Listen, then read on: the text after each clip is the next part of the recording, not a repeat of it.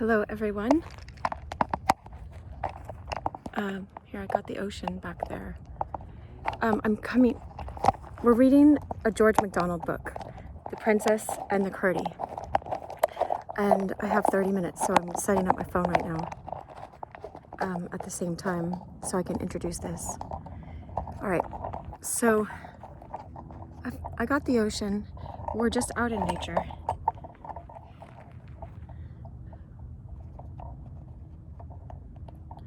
So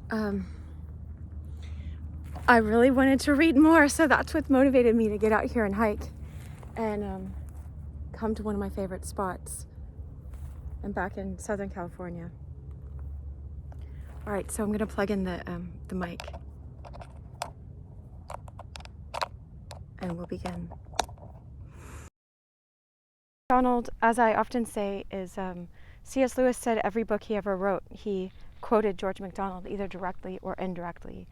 He is a profound writer. C.S. Lewis said, and I found this too, that he's found no writer, I think he said this, like closer to the Holy Spirit than George MacDonald, if you understand what that is. He's just very deep and knowledgeable, but also universal in a way where he lets you know these deep truths. Like if divine love is creator of all of us, then divine love, aka God, wants all of us to know this. And so I won't go into it because I don't want to do any triggers. That's why I'm just reading a fairy story, because these deep truths are in this. That's why sometimes I tear up, because I'm getting all these flashes of insight as I'm reading it again. I've read it lots and lots of times, but as I'm reading it afresh, I get new insights, and then I start tearing up because it's just so precious and so dear spiritually. And so this is food for your soul. Anyway, share it with other people and like and comment, because I haven't figured out the algorithms yet for YouTube, and so that will help this go out to other people. All right, much love. Here I go.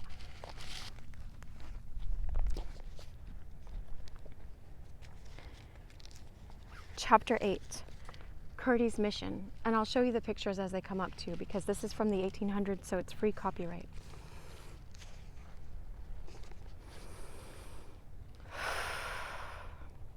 The next night, Curdie went home from the mine a little earlier than usual to make himself tidy before going to the Dove Tower. The princess had not appointed an exact time for him to be there. He would go as near the time he had gone first as he could. On his way to the bottom of the hill, he met his father coming up. The sun was then down, and the warm first of the twilight filled the evening. He came rather wearily up the hill. The road, he thought, must have grown steeper in part since he was Curdie's age. His back was to the light of the sunset, which closed him all around in a beautiful setting, and Curdie thought what a grand-looking man his father was, even when he was tired.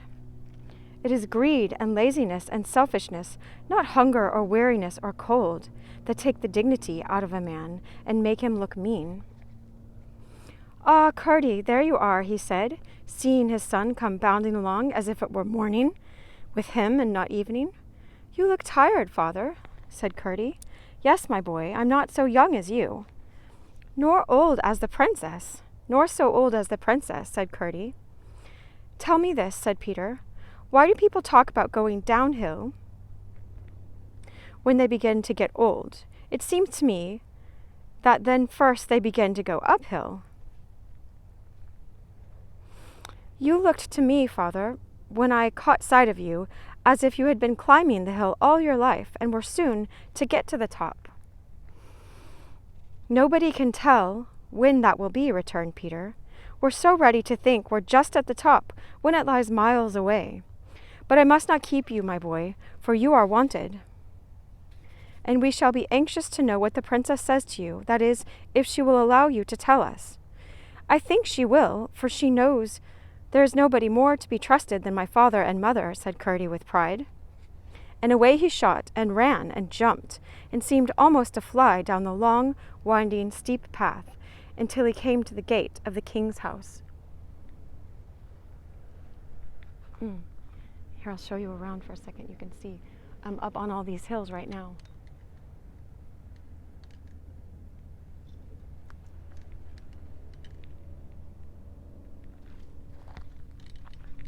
The longest hill is actually right there.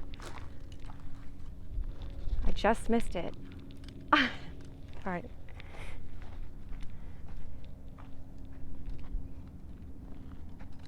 Here we go.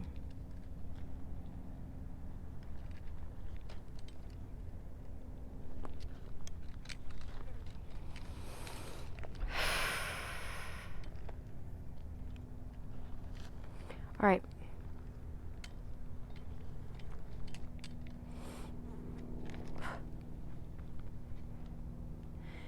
So away he shot and ran and jumped and seemed almost to fly down the long, winding, steep path until he came to the gate of the king's house. There he met an unexpected obstruction. In the open door stood the housekeeper, and she seemed to broaden herself out until she almost filled the doorway. So, she said, hold on.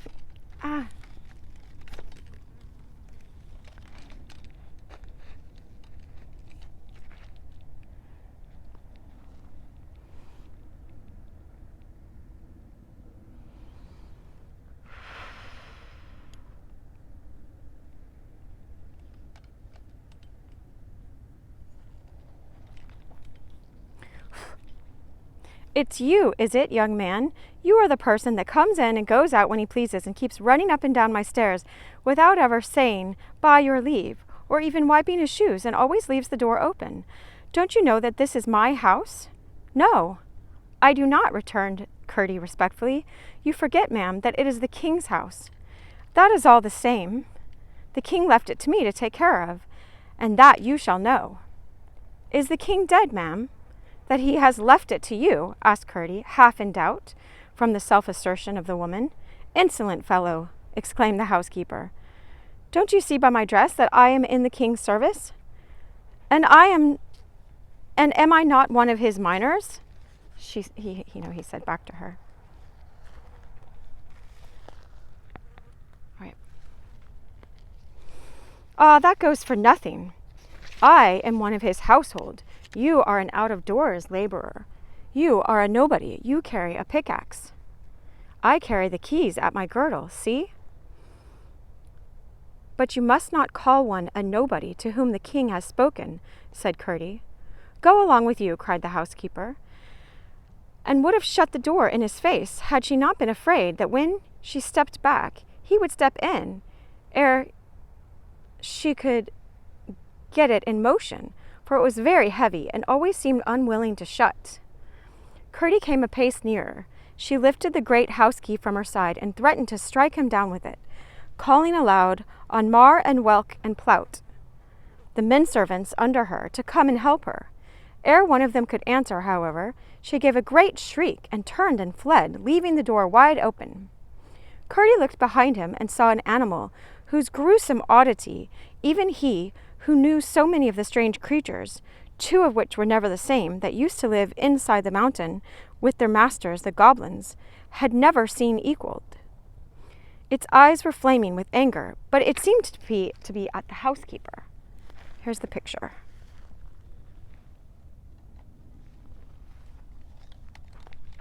Let's see how we can get it best.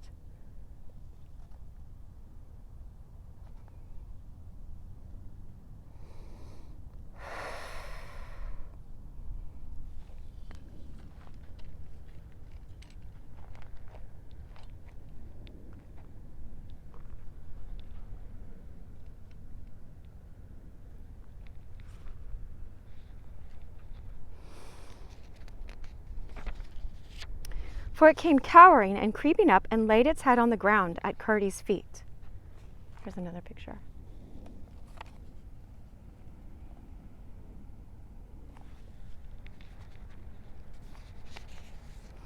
Curdie hardly waited to look at it, however, but ran into the house, eager to get up the stairs before any of the men should come to annoy. He had no fear of their preventing him. Without halt or hindrance, though the passages were nearly dark, he reached the door of the princess's workroom and knocked. "Come in," said the voice of the princess. Curdie opened the door, but to his astonishment saw no room there. Could he have opened a wrong door? There was the great sky and the stars, and beneath he could see nothing, only darkness. But what was that in the sky straight in front of him? A great wheel of fire, turning and flashing out blue lights. "Come in, Curdie," said the voice again. "I would at once, ma'am," said Curdie, "if I was sure I was standing at your door." "Why should you doubt it, Curdie?" Because I see neither walls nor floor, only darkness and the great sky." "That is all right, Curdie. Come in." Curdie stepped forward at once. He was indeed, for the very crumb of a moment, tempted to feel before him with his foot, but he saw that would be to distrust the princess, and a greater rudeness he could not offer her, so he stepped straight in. I will not say without a little tremble at the thought of finding no floor beneath his foot. But that which has need of floor found it, and his foot was satisfied. No sooner was he in than he saw that the great revolving wheel in the sky was the princess's spinning wheel, near the other end of the room, turning very fast.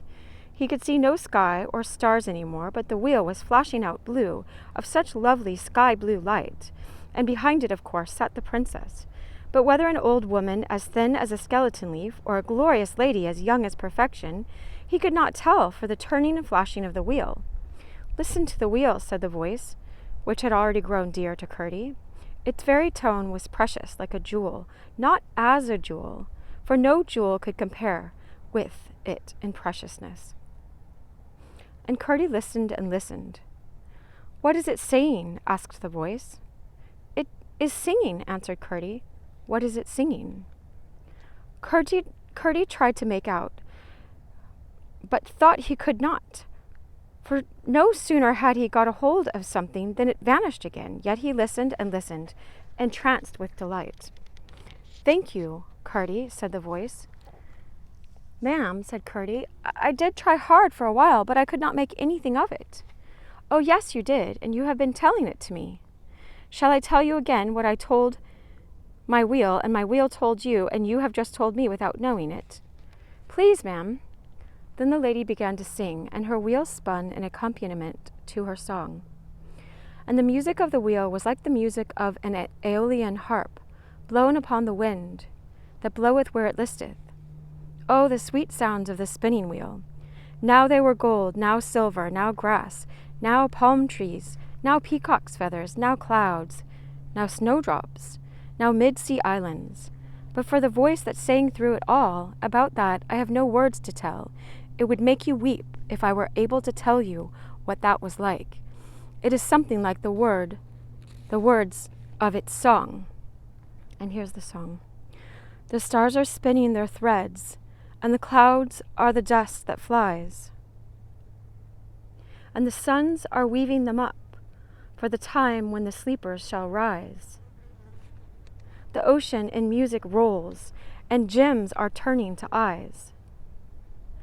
And trees are gathering souls for the time when the sleepers shall rise. The weepers are learning to smile, and laughter to glean the sighs. Burn and bury the care and guile for the day when the sleepers shall rise. Oh, the dews and the moths and the daisy red, the larks and the glimmers and flows, the lilies and sparrows and daily bread, and something that nobody knows."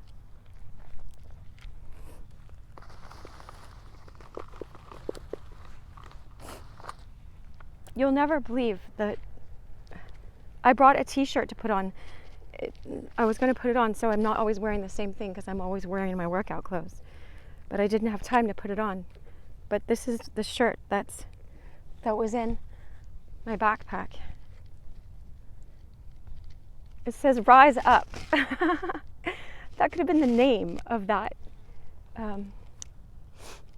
poem. I didn't know that poem was there. I just had the inclination to grab that shirt. The princess stopped. Her wheel stopped, and she laughed. And her laugh was sweeter than the song and wheel, sweeter than the running brook and silver bell, sweeter than joy itself, for the heart of the laugh was love. "Come now, Curdie, to this side of my wheel, and you will find me," she said, and her laugh seemed sounding on still in the words, as if they were made to breathe, that had laughed. As if they were made of breath that had laughed. Curdie obeyed and passed the wheel, and there she stood to receive him, fairer than when he saw her last, a little younger still, and dressed not in green and emeralds, but in pale blue, with a coronet of silver set with pearls, and slippers covered with opals, that gleamed every colour of the rainbow. It was some time before Curdie could take his eyes from the marvel of her loveliness. Fearing at last that he was rude, he turned them away, and behold, he was in a room that was for beauty marvellous. The lofty ceiling was all a golden vine, whose great clusters of carbuncles, rubies, and chrysoberyls hang down from the bosses of groined arches, and in its center hung the most glorious lamp that human eyes ever saw, the silver moon itself, a globe of silver as it seemed, with a heart of light so wondrous, potent, that it rendered the mass translucent and altogether radiant. The room was so large that looking back he could scarcely see the end at which he entered, but the other was only a few yards from him, and there he saw another wonder. On a huge hearth a great fire was burning, and the fire was a huge heap of roses. And yet it was fire. The smell of roses filled the air, and the heat of the flames of them glowed upon his face. He turned an inquiring look upon the lady, and saw that she was now seated in an ancient chair, the legs of which were crusted with gems, but the upper part was like a nest of daisies and moss and green grass. "Curdie," she said, in answer to his eyes, "you have stood more than one trial already, and have stood them well. Now I am going to put you to a harder. Do you think you are prepared for it?" "How can I tell, ma'am?" he returned, "seeing I do not know what it is or what preparation it needs. Judge me yourself, ma'am." "It needs only trust and obedience," answered the lady. "I dare not say anything, ma'am. If you think me fit, command me." "It will hurt you terribly, Curdie, but that will be all. No real hurt, but much real good will come to you from it." Curdie made no answer, but stood gazing with parted lips in the lady's face.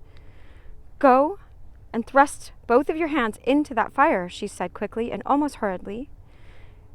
Curdie dared not to stop to think. It was much too terrible to think about. He rushed to the fire and thrust both his hands right into the middle of the heap of flaming roses, and his arms halfway up to the elbows. And it did hurt, but he did not draw them back. He held the pain as if it were a thing that would kill him if he let go, as indeed it would have done.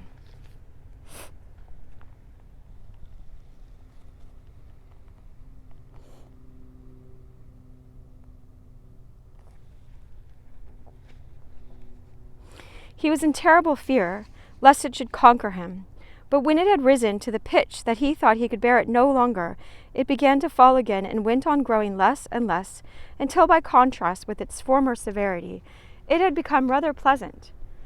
At last it ceased altogether, and Curdie thought his hands must be burnt to cinders, if not ashes, for he did not feel them at all. The princess told him to take them out and look at them. He did so, and found that all that was gone of them was the rough, hard skin. They were made white and smooth, like the princess's. "Come to me," she said. He obeyed, and saw to his surprise that her face looked as if she had been weeping. "Oh, princess, what is the matter?" he cried. "Did I make a noise and vex you?" "No, Curdie," she answered, "but it was very bad." "Did you feel it too, then?" "Of course I did," she said, "But now it is over, and all is well. Would you like to know why I made you put your hands in the fire?"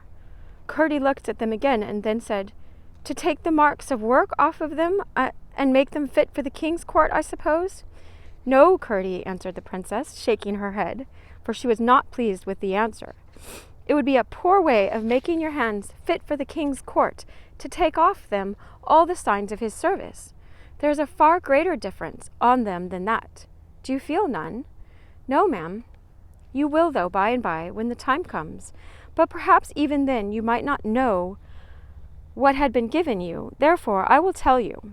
Have you ever heard what some philosophers say? That men were all animals once. No, ma'am. It is of no consequence. But there is another thing that is of greater consequence, this, that all men, if they do not take care, go down the hill to the animals' country, that many men are actually, all their lives, going to be beasts. People knew it once, but it is long since they forgot it. I am not surprised to hear it, ma'am, when I think of some of our miners.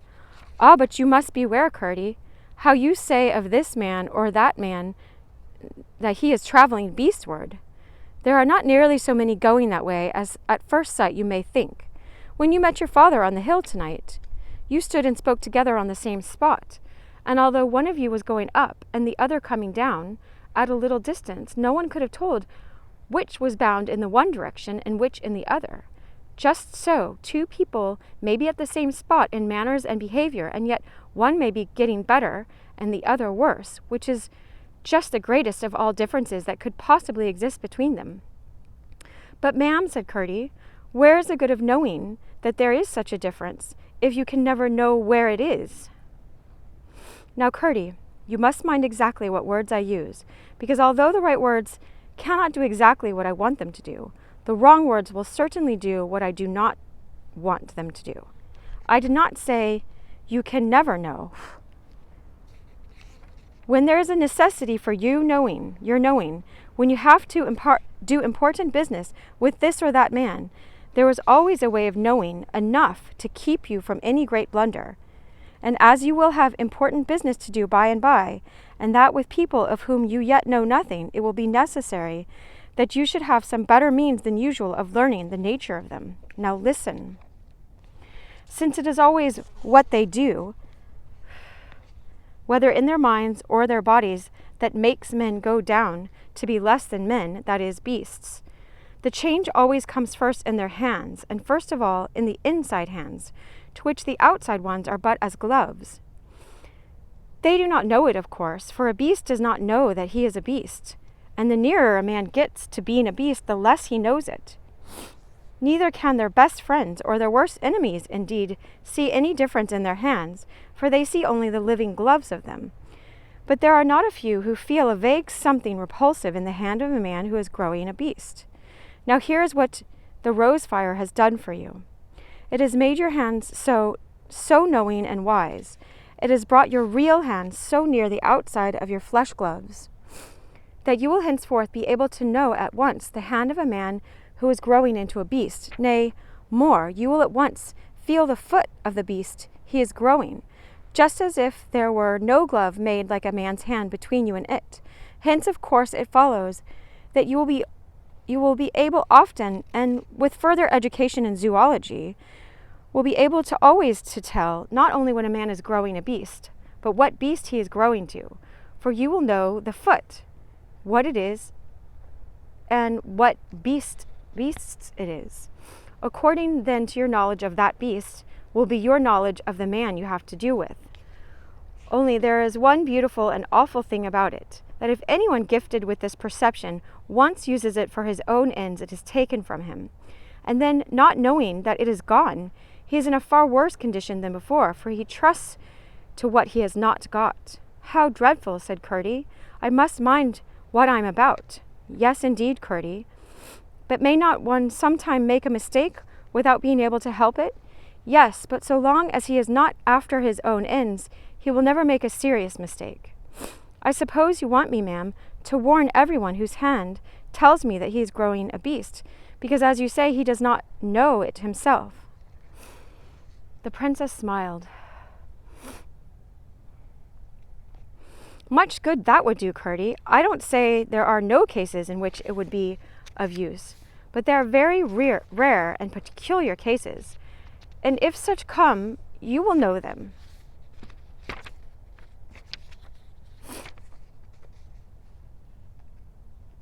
To such a person, there is in general no insult like the truth. He cannot endure it, he or she, He cannot endure it, not because he is growing a beast, but because he is ceasing to be a man. mankind. This is how they spoke, and this is written in the 1800s. It's meant to be about mankind, you know. All of us are human beings. So, but because he is ceasing to be a man, it is the dying man in him that it makes uncomfortable, and he trots or creeps or swims or flutters out of its way, calls it a foolish feeling, a whim, or an old wife's fable, a bit of priest's humbug, an effete superstition, E-F-F-E-T-E, effete, oh, I think it's effete, superstition, and so on. And is there no hope for him? Can nothing be done? It's so awful to think of going down like that, even when it is with his own will. That's what seems to make it worse of all, said Curdie. You are right, answered the princess, nodding her head. But there is this amount of excuse to make for all such. Remember that they do not know what or how horrid their coming fate is. Many a lady so delicate and nice that she can bear nothing coarser than the finest linen to touch her body, if she had a mirror that could show her the animal she is growing to, as it lies waiting within her, within the fair skin and the fine linen and the silk and the jewels, would receive a shock that might possibly wake her up. Why then, ma'am, shouldn't she have it? The princess held her peace. Come here, Lena, she said, after a long pause. From somewhere behind Curdie crept forward the same hideous animal, which had fawned at his feet at the door.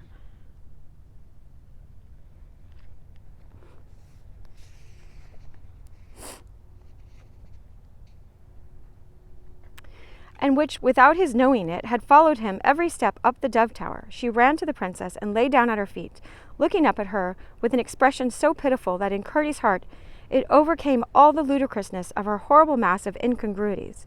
She had a very short body and very long legs, made like an elephant's, so that in lying down she kneeled with both pairs. Her tail, which dragged on the floor behind her, was twice as long and quite as thick as her body. Her head was something between that of a polar bear and a snake. Her eyes were dark green, with a yellow light in them. Her underteeth came up like a fringe of icicles, only very white outside of her upper lip. Her throat looked as if the hair had been plucked off. It showed a skin white and smooth. Give Curdie a paw, Lena, said the princess, and the creature rose and lifting a long foreleg, held up a great dog-like paw to Curdie, and he took it gently. But what a shudder, as of terrified delight, ran through him, when instead of the paw of a dog, such as it seemed to his eyes, he clasped in his great mining fist the soft, neat little hand of a child. He took it in both of his and held it as if he could not let it go. The green eyes stared at him with their yellow light, and the mouth was turned upwards towards him, with its constant half-grin. But here was the child's hand. If he could but pull the child out of the beast. His eyes sought the princess. She was watching him with evident satisfaction. Ma'am, here is a child's hand, said Curdie. Your gift does more for you than it promised. It is yet better to perceive a hidden good than a hidden evil. But, began Curdie. I'm not going to answer any more questions this evening, interrupted the princess. You have not half got to the bottom of the answers I have already given you. That paw in your hand now might almost teach you the whole science of natural history, the heavenly sort, I mean. I will think, said Curdie, but oh, please, one word more. May I tell my father and mother all about it? Certainly, though perhaps now it may be their turn to find it a little difficult to believe that things went just as you must tell them. They shall see that I believe it all this time, said Curdie.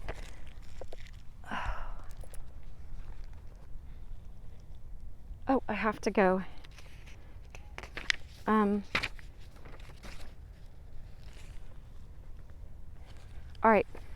All right, we'll finish this chapter. I don't like ending in the middle. There's 2 more pages in this chapter, but we'll finish next time. All right, much love. Thank you so much for being here.